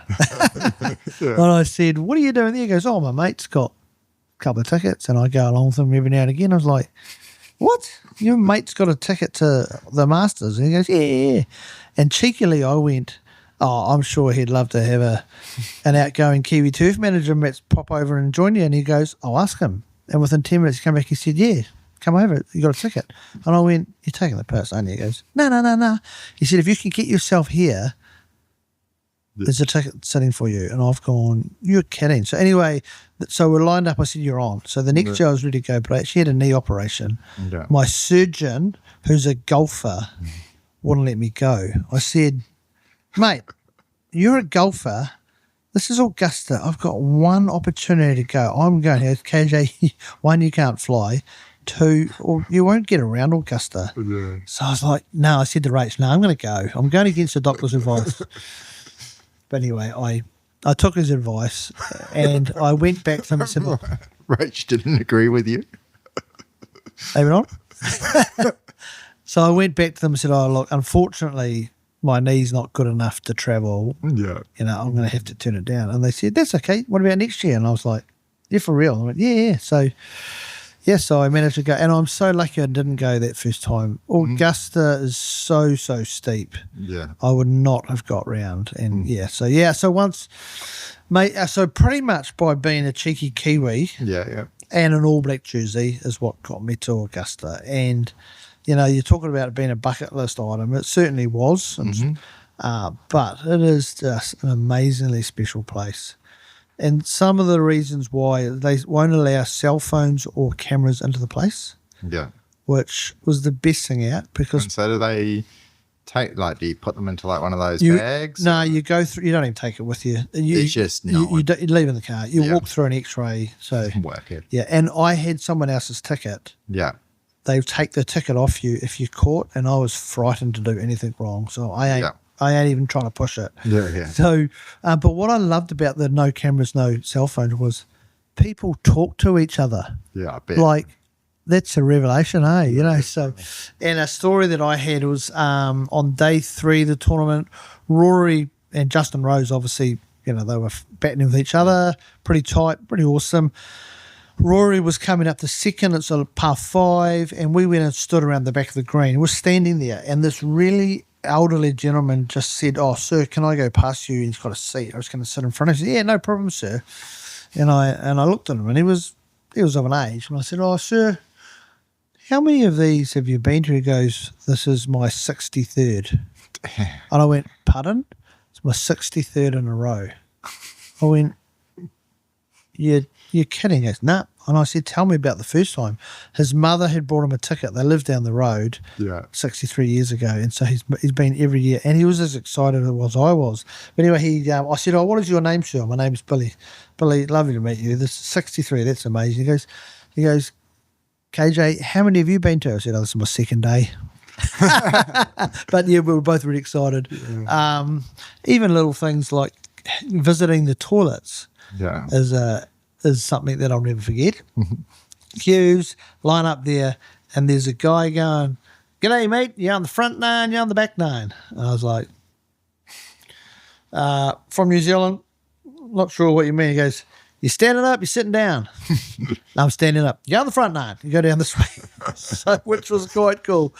And then I found out later that if you need to play 9 holes on the back 9, they have somebody who wipes the seat before you go in for everybody. Like, the level of detail, like this is, and there is a lot of people on the golf course. So, yeah, you're on the front 9, you're on the back 9, boy. I said, "I'm on the front 9. You're on the front 9. So, yeah, food was, just cool.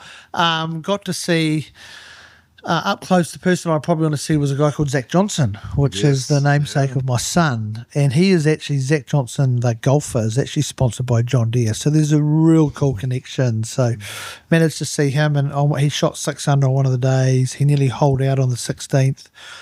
You buy a seat, and when you get in, and then you can race out in the morning and put your seat in any position you want. You put your name in the back of it, and nobody sits in your seat. Yeah, wicked. So the first day that we were there, we went to 13, another par 5, and I sat there because the guy that I was with, he goes, "This is tradition for us." I said, "No problem." So we did that.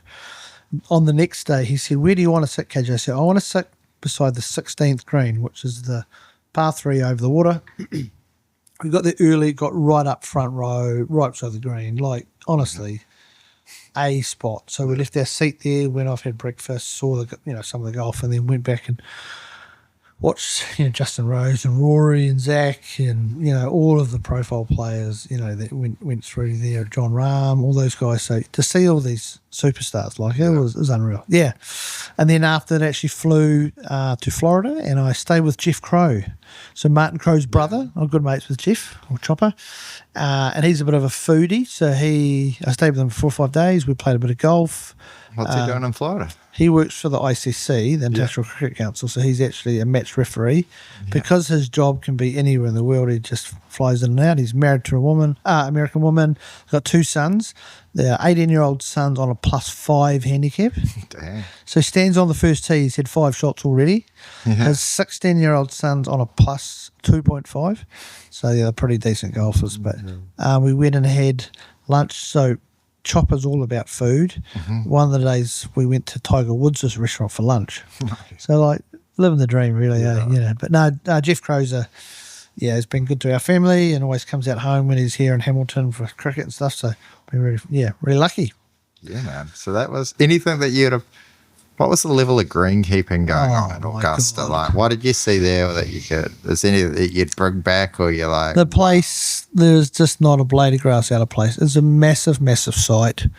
How many staff would they have run there? There was like about 150 staff. There was a Kiwi working on who I knew from. He's actually from Akaroa, from when I lived over there. So.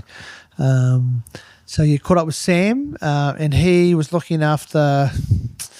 Was he looking after? I think like 14. His job during the tournament was to look after the 14th green, and he was just there if anything happened, and they rake bunkers and stuff. So he watched a lot of golf, caught up with him, but again, no cell phone, so you need to just go, hey, I'll meet you at 2:00 beside the big tree beside the 14th. So yes, we did that. The first day we were there, the guy I was with, he goes, "What do you want to do?" I said, "I actually want to walk every hole." Yeah. And so we went to the first green, and the first golf that came down was Bubba Watson. So I've gone, oh my God, this guy's an absolute superstar. It's the first person I've seen. We walked the whole golf course, and my knee wouldn't have handled it if I had gone the year before. It's steep, undulating, greens are tough. But I walked that first day down, looking down. Yeah. And my mate's going, "What are you doing?" I said, "Man, I'm just looking at the turf because I'm just blown away." Whereas he's watching the golf. I took more interest in the turf. The next day I took a lot of interest in the golf because Zach Johnson went well. But, mate, the place is just... They had a lot of rain the first day we were there, the night prior, but they have a big vacuum suction system that you could hear it sucking the water through the whole profile, so nothing was... You wouldn't know there was any rain. So it just sort of like they've got a level of... underneath it, there's just a massive vacuum, and it sucks all the moisture out of it. Wow. There's actually a tunnel system under the ground, because what you don't see is a truck coming in and dropping off more sandwiches or delivering more beers. Everything's done underneath underground. Yeah, everything's underground. So you imagine there's like tens of thousands of people on the golf course. We all want to buy a sandwich, we all want to buy a beer, but you never see a delivery, and they never run out. The pro shop was something like, I don't know, they make like, I'm going to say, I did know the numbers, it's millions and millions of US dollars every hour. And it's open for 7 days for like 12 hours. They make but yeah. People putting it in bags or just like going and buying it and then immediately put it in shipping it home? You can do that, so they can organise it for you. They can say, where do you live? And it just gets sent. And everything's so super. Oh, yeah, Augusta. Yeah, amazing. What I did want to do is the guy that gave me the ticket, I wanted to have a game of golf with him. So we went the next day and had a game of golf with him. And I gave him some other stuff. And he loves the haka now. So because of me, he started looking the haka. Yeah. And he now loves the haka. So he wants to come to New Zealand. And I gave him a bit of kit and bits and pieces. He said to me when I left, he goes, "KJ, you got a ticket for life to Augusta." So, yeah, pretty cool. Damn, that is very cool. Yeah. Pretty lucky, eh? Yeah, real that's lucky. Awesome. Oh, well, good things, good people. Good people look after good people, right? Yeah, that's it. Speaking of good people, there's a thing on it, but we want to talk about it. 25 years this year, volunteer fire brigade, as I would say, living rurally. I know, shout out to the Ngatia Fire Brigade, awesome people. They looked after Frida in a car crash 4 years ago, first on the scene. So just absolute everyday heroes. But what got you into the volunteer fire brigade? And like, how's that been? Like, it's a journey, like, in amongst everything else, you know, husband, father, 2 boys, Seddon Park, FNG Stadium. Yeah, it's one of those things, like, you know, people say everyone's busy, and I actually don't. I hate hearing people say that because, like, if you're not busy, you've been left behind, right? You know, So, I don't know. What got me into it was when I was in Akaroa. It was probably the guys I was playing a bit of rugby with and playing a bit of cricket, and they were in it. And I can remember my first night going down there, and I thought I'd go down and have a look. Yeah. The prop for the New Zealand Rugby Fire Service team was up the hose tower. I had to go up and get him down. That was the first thing I ever did. Like, oh my God. Yeah, but firemen's carry him down. Yeah, pretty much, get him down. Oh no, I've loved it. It's like another family. Like we're pretty close, all of us. Done 25 years, and I've got a gold star coming up, which is a celebration for. There's only 4% of volunteers actually reach the gold star. So I don't know. I just love doing my bit. Love giving back to the community, and yeah. And so, what will that involve? If people are hearing and going, what does it involve? Like being a volunteer fireman? Being a volunteer? Yep. Yeah. So we train once a week. Yeah. We have courses that we go and do, things like driver courses, like that sort of thing, basic firemanship, pump operating, all sorts of things. So there's lots of skills that I've been obviously learning over and developing over the years. Fire calls, obviously, and we probably have about 150 calls a year, but our numbers are going up. So, it's turnouts. I'm really fortunate that my employer allow me to turn out during the day if I can. Like if we've got a if you get a game on, I can't, which is understandable. But so they allow me to turn out during the day. So we're going to obviously cut. There's lots of things. We're going to car accidents, house fires, scrubbies, all those sort of things. So we see a lot. Yeah. You ever rescued a kitten from a tree? Yeah, that's happened. Yeah, a few of those. But I don't know. People say to me, "Why do you do it?" I'm like, why wouldn't I do it? Yeah. Yeah. 25 years, I'll probably start thinking about what I do moving forward from now. But again, Rach, Toby, Zach and Toby, they're the only, I've always done it. They've always known me as to be a firefighter. And be supportive. And the tough thing about it is that you can't schedule it in a diary. No. So that is one thing. But what it has taught me to be able to switch on and switch off, I don't think about fire brigade now, but as soon as my pager goes, game on. Everything else stops, and I'm then into firefighting mode, and I'm starting to think about things and you get a little bit. So, I'm a driver, senior firefighter. We go to all sorts of things. I've loved it. 25 years, it's gone fast. Yeah. I can remember starting, and there were guys who had gold stars. I was like, oh my God, these guys are legends. The 25 years. I'm like, I'll never get there, but it just seems like yesterday. So that's very cool. Well, thank you for your service. No problem. It is. I think people really understand how much I think you're right. Service. And that's one of the challenges that I'm a volunteer in a city. Mm-hmm. So from a customer point of view, they just see a red truck turn up with guys and people in uniform. So we probably don't get the recognition as a volunteer in the city as you would in the when I was at Lincoln and particularly Akarawa, the community really loved us and what we did because they needed us. Oh, absolutely. If you need it in a true emergency, whether it's, obviously car crashes or, like a fire, obviously you call on it. But they're also trained. I mean, I'll shout out Brent Aitchinson and Adam Keane. They're in our hockey, the stickmen team. But we were all in Raglan last year, great fishing trip the night before, enjoying some beers. We're down at the bowling club in the sun, just bowling away. And we're there having a chat. And then this old lady that's there with her family just doing it. And then she just collapses, I go, oh no, what's going on? So the other boys. And before I knew it, Brent and Adam had her in the recovery position, looked after everything. Suddenly they've got like defibs and all that. And she was all right. It was like a sort of heat stroke type situation. But in terms of the two boys that, should have been pretty dusty and having to enjoy it. The adrenaline shot seemed to just be just completely. And if they weren't there, no one else knew, we'd have all been sort of like, oh, 111, can you, the ambulance, thank them. And St. John's are at a similar level. There's a lot of volunteers really, for it. But I think it's, huge skill, Yeah, and it's something you kind of see when things happen like that. Emergency people run towards it. A lot of other people will run away from it, like what you talked about. And I'm one of those people, I can't drive. If I see someone needing something, like a puncher or something, I always stop. Rachel's like, go on. She just knows it. I can't drive past them. Yeah. But it's just, I just who I am. And you're right.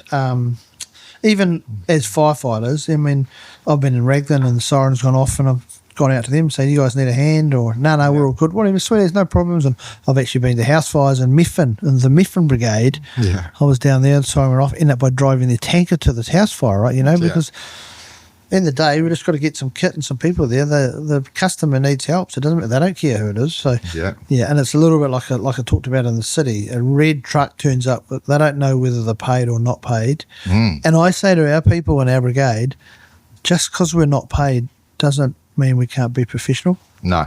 So no, that's very cool. That's very well done.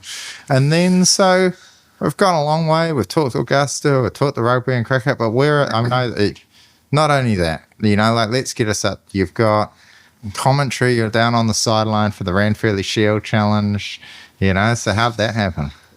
So Graham Mead, or Minty Mead, who does an amazing job as a commentator, and he's very, very talented. Well, just him and I are pretty good mates, and then it just ended up I helped him out a couple of years ago and filled in, I think, for someone, and then we've just got a bit of a connection.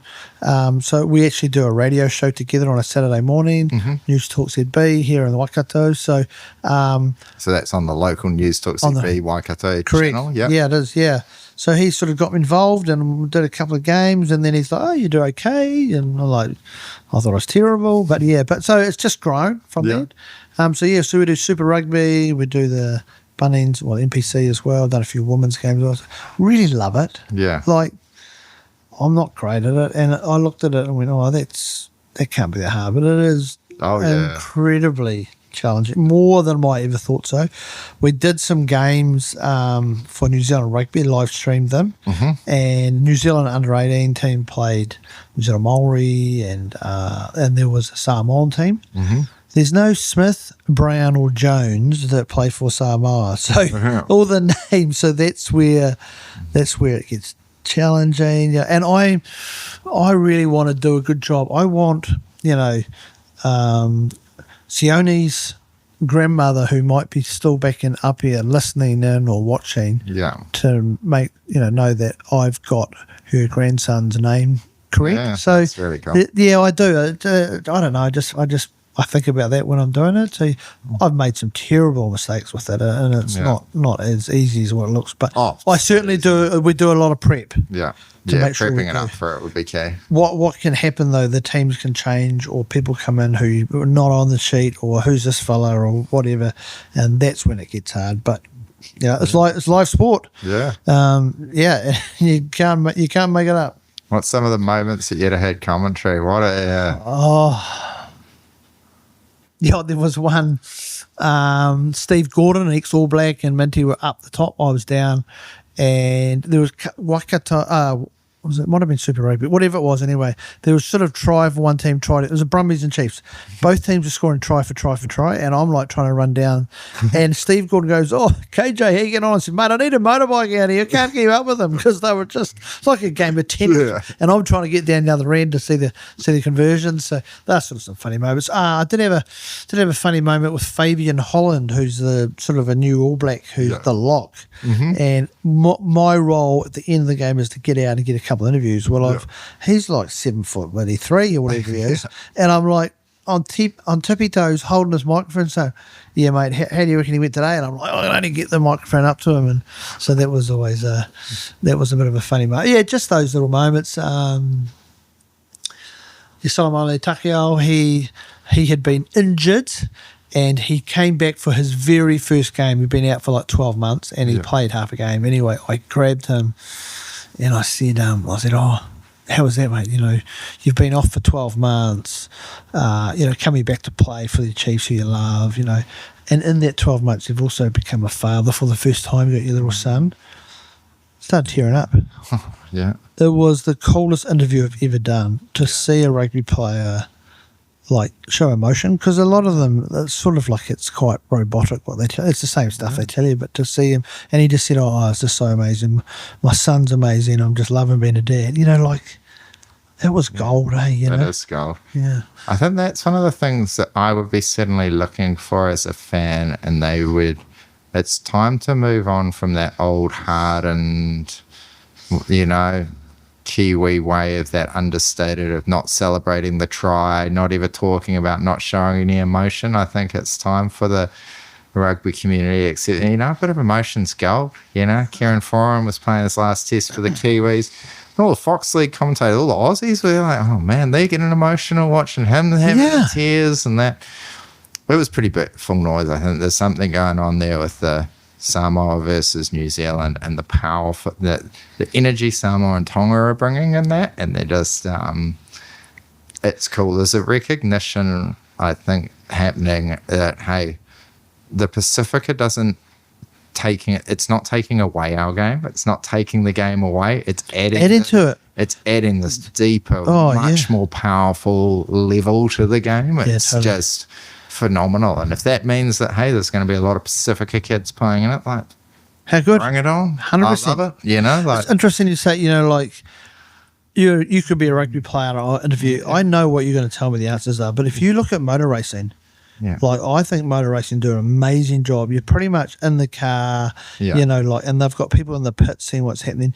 F1, you know, they're talking to you're hearing what the drivers tell, and they're dropping F-bombs and that, and they're talking, like, I think as someone, I'm not a motorhead, but I am loving F1, and Rach, who's loving, the other day, I didn't get up and watch the All Blacks, but we got up and watched the qualifying of F1. Now, that's says something, eh? Well, it's an emotional connection with the people, and I think that's where the big one rugby's got to get is accept that, hey, this is the jersey, we love it, but, you know, like, you've got to get people emotionally would connect with other humans. I think, I'm not entirely sure how they did it. That's how Auckland FC sort of did it. They didn't reinvent soccer or football. No, you're right. They got in a connection with it straight away into it. Speaking about the connection, you've got a bit of a shed life. How did Shed 22 go on? I know, Puketaha, you know. Yeah, we've got a wee thing. I have a wonderful shed in my property, which really proud. I built it myself, which was the old Noble shed, which is awesome. I've got a bar out there, and we've got a group of 11 guys, and we've been going for 8 years now. Nice. So we meet on the first Friday of every month. Yeah. So there's 11 of us. Everybody hosts once a year, and you bring a guest along. We've got honours boards, but we've got some jackets. So the jacket has to be older than 22 years or cost less than $22. Yeah. So the jackets, which are cool. So, and yeah, we've had some amazing guests. Probably one of recent, which Ian Foster joined us, and Fozzie, obviously, I've been, again, lucky, worked with him and over the years. He'd heard about our blazers and stuff, eh? So he actually brought his All Black, he gave us an All Black blazer, his All Black blazer. And I've gone, Fozzie, what are you doing? Yeah. He goes, I've got more than one. I don't need more than one. So he's actually presented to Shed 22 his All Black blazer, which is... Wicked. Yeah. That's it. It's the good connections to people, eh? But now Shed 22 is really a good bunch of blokes who have been there for each other at times when things have been tough, or, you know, people going through tough times. So, yeah, just a good connection. We have family night once a year. We just recently had that, and fish and chips, and the kids come, and, you know, they have a bit of fun. But, yeah, just real good bunch of blokes who, similar ages, who most of them live around the area. And, yeah, we look after each other and have a good time. Have a beer, and have a good George beer as well. We're head brewers involved, so we're lucky in that sense. That's awesome. And then I've been seeing about you do it, the emceeing. So I know you sort out the Seddon, the Seddon Cricket Club. But is that something that you'll do for others, or you just totally. So how you MC? Like, how did that gig happen? I'm on a guy. Essential Talent is a company with a guy that's got a few speakers on his list, and I'm on his list, and I'm actually doing a gig next week up in Auckland. I'm talking to 70 accountants, most of them based from Australia, so they want some sporting stories, so looking forward to that. Hall Chadwick, so that's going to be pretty cool. Just a bit of hosting in that, and I don't know, I mean, I enjoy being with people, and I enjoy sharing stories. Done a bit of emceeing for St John's School as well, and some sports awards. And I interviewed Ken Rutherford the other night, and all that sort of thing. So again, I'm probably lucky. I've got a few connections to get people, and pull them out. Yeah, Ross Taylor's been to Shed 22 as well. Forgot about that. Yeah. So no, we're pretty lucky, and I enjoy doing it. And it's probably a little bit of a continuation of the radio work that I'm doing. It's around being able to have a yarn and people not turn off. So hopefully people who have heard this haven't turned off from the podcast. Yeah, I think that's it. There should be some follow-ons, some additional guests. And, I think like that's pretty awesome. It pretty much brings us up, and it's just a cool story. And I mean, that's how we originally got connected via Noble Sheds. You've done it. You've been a great brand ambassador for us for many years, and we've had a lot of fun. And you've seen some, I don't know, give us a bit of give us a 5 minutes, why not, if you shout out, but in terms of the story of what you've seen in the wonderful world of Waikato Sheds. Well, it's funny, I reflected when I knew that I was coming out to do this today, was how I met or how I got involved with Waikato Sheds and also Noble Sheds. So I went to field days, and we bought some land out in Lifestyle, and we were looking at a shed, and we went around field days and looked at all the different companies, and I just kept coming back to your guys' company and the products you had. But anyway, built the shed, and then I was in Good George, and a staff member who worked for the company, who no longer works here, he came up to me and he goes, and it sounded weird, but he goes, "I've been a stalker of yours for years." He was a cricket tragic, and he said, "I've always wanted to meet you." So anyway, we met and we got on like a house on fire. And he said, "Why don't you come out and share the story around how you experienced your build?" Mm-hmm. So I turned up here, and I said, "I don't want to come in and sort of share the good things and the not so good things." I said, "Why don't I come in and share a little bit about where I've been and what I've done?" And he's gone, "Awesome." So I went in there and sort of shared a few stories around Dubai and India and all those sort of things. Anyway, we all got like a house on fire, and it was interesting. I asked the staff one question. I said, "How many of you guys have built one of these?" And went around the table, and there was only like one out of the 6 staff at the time, and they were like, "Oh, that's interesting." And I said, "Well, I've built one." Yeah. So in the end, they then come to me and said, "Oh, we're quite keen to get you involved somewhere." So I actually met with Brian. Yes. At a cafe down in Ruakura, and I'll never forget, he wanted the coffee that he had to be in a little tulip cup, and that is my very first impression of Brian, was this little tulip cup he's drinking his coffee out of. But we had a bit of a chat, and we got on really well, and my history with my dad was he had an orchard, so automatically we had this connection around the orchard that was out here. So, and then he kind of said, "Oh, what are the sort of things what are the things you want?" So we went through a bit of a list, and we sort of come up with bits and pieces that I could offer and that suited the company. And then, mate, honestly, I've just been so proud to be part of it and the growth in this place. When I first came out here, it was the old fruit store was what was the office, and which was pretty beaten up and tiny, but to see the evolution of it, and even the stuff that we did when I first became the brand ambassador was filmed with an iPhone, and I'd have to clap, and I could start my lines, and it was edited by Shane, and it was. We thought we were cream in the world with this stuff, and yet when you look at it now, you sort of go, "Oh God!" So I've seen the company, and a little thing that I've been strong about is good people look after good people. You've got some amazing staff here, and Rachel and I feel privileged to be part of it. Little things like being invited to the Christmas dinner, like those wee things. You guys do it so well.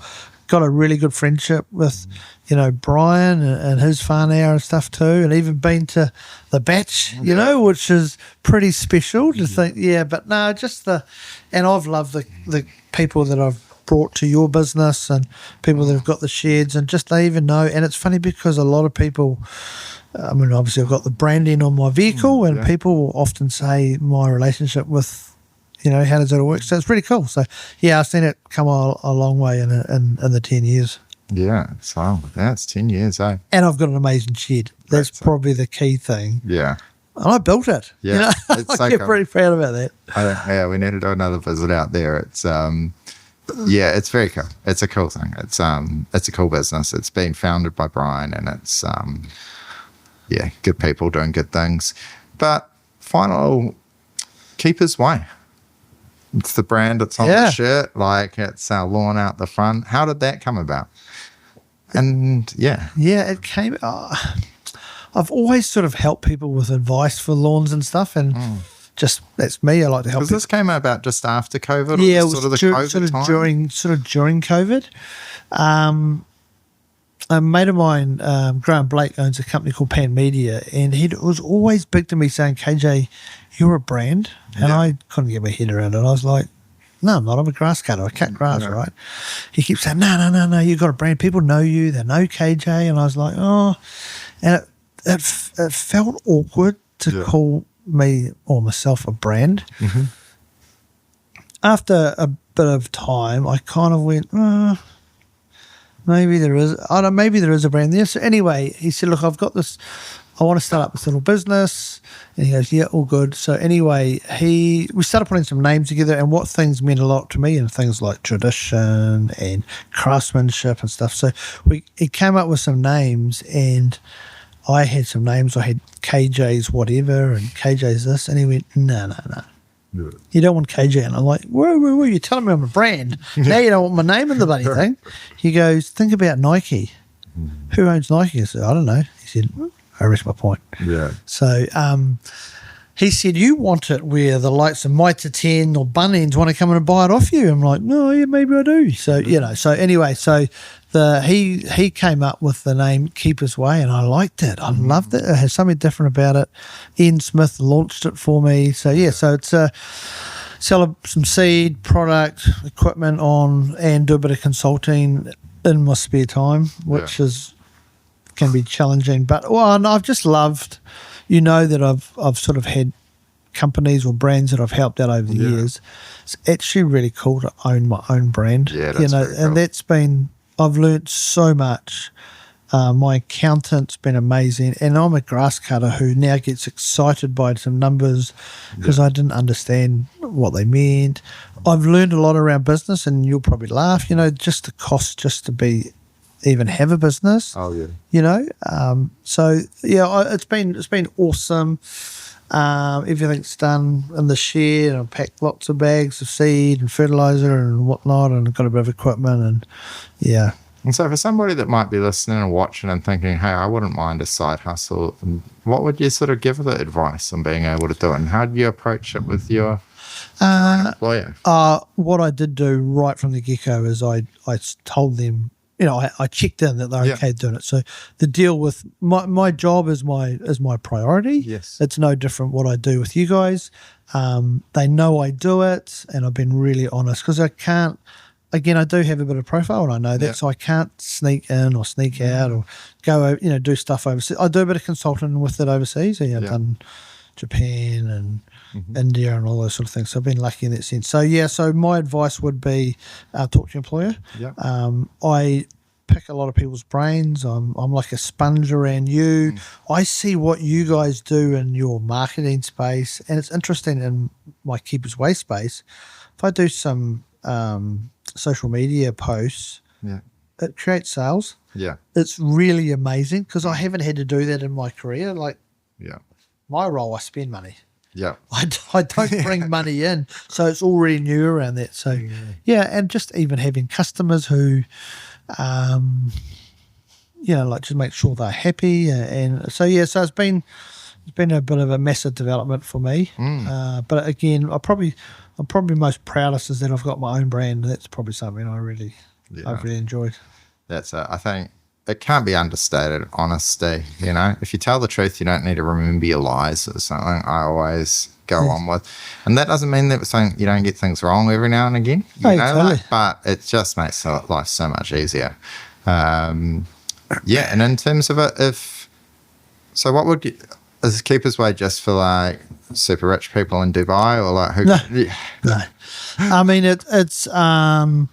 I set it up to help people. Again, I mean, it's interesting if you think of our vintage, or a lot of people now are into doing things at home, and I think COVID's been part of it. People want to have a good lawn. Yes. They want to cook a bit of meat as slow as you possibly can on a barbecue. Yeah. They want to be able to make or enjoy a craft beer. They want to have a shed. Yeah. They want to have lifestyles. So all the things that are really trendy, and one of them, obviously, people love having a good lawn. Yeah. So I've just loved passing on the knowledge or the IP that I have and giving the products. And what I do, the products that I sell, I use myself. So they get me with the products as well. And we've got an epic lawn, so it's lawn seed, fit, all of that stuff that you'd need. keepersway.co.nz. Where did you did you use your inside connections? How did you find the lawn seed? How did that go about? Just again through my connections, through working that, and I'm lucky got a company here in New Zealand who have been around forever. Who I get product off them. Yeah. I use their products at work as well. So PG Rights and Turf, which is a brand that I can remember my grandfather talking about them too. So there's a connection back to my childhood. So I remember that. Yeah. I can remember my grandfather mowing his lawns and the pride he used to take. So that's I sort of go back to those days and those where it all started for me. So it's a very Kiwi thing. It's a little side note, but it was an article I read about an immigration advisor talking to people that were looking to move to New Zealand and what could you expect Kiwis to be like. And then, they said a lot of the things, but one of the things they said is be prepared to be mowing lawn. Kiwis spend a lot of time mowing their lawns on the weekend. And a lot of people are like, what do you mean mowing lawns? They come, because we don't realize how lucky we are. They come from a world of apartments, townhouses, all of these things. And so the concept of having your own lawn to look after is often something that was reserved for the aristocracy or the super rich. So it plays into that Kiwi thing. And I don't know what is embedded into the DNA, but when you look at a freshly mown lawn, you're like, oh, damn. It's pride, isn't it? Yeah, that's great. It's funny you say that when we probably take for granted that, the quarter section that we have or the lifestyle that we live in. A couple of things. When we were in Dubai, we had the opportunity to stay over there. Emirates wanted us to stay. But we actually appreciated New Zealand more for when we, because we didn't realise what we actually had. And even the story I told about the SCG, it was they talked about where we lived, and I said that we live in a lifestyle, and I showed them a photo, and they went, wow. And I can remember the HR lady going, so you must have a big drive to get to your job. I said, I said, it takes me 15 minutes to get to work in the morning. She goes, into the city. So, yeah. She's like, oh. And I said, if the traffic's really terrible, it says it takes me 16 minutes. I don't think it helped me in getting the job at the SCG because they saw where we lived as being pretty special. So, yeah. Oh, I think that's it. It's probably a great place to wrap it up. But I think lately as Kiwis have really lost touch with how lucky we are to live in this country and just how good it is. And so just stop and say, hey, nothing's ever perfect and never will be, but damn, it's still, I wouldn't live anywhere else. It's such a great country. It's so many cool things and there's so much a great place regardless of cost of how it is to enjoy. We are lucky. Yeah. And I think you're right. We do probably take it for granted. And I guess we're not great at sort of celebrating or actually stopping and actually probably enjoying what we have. Yeah. And that's probably something that I'm very, very guilty of. And a big shout out to my wife, Rachel, who does a huge amount for our family, and Zach and Toby, because the things we talked about that I've done, I guess they're the ones that, potentially missed. Fire Brigade, again, sitting having a birthday dinner and the pager goes, so a big shout out to them. I do love them to the moon and back, and really lucky. They give me the opportunity to do what I do. They're part of it though, I don't do anything without them, and how that works. But thanks team, I love you. Awesome. All right. Thanks, KJ, brother. Awesome, mate. Love your work. Awesome.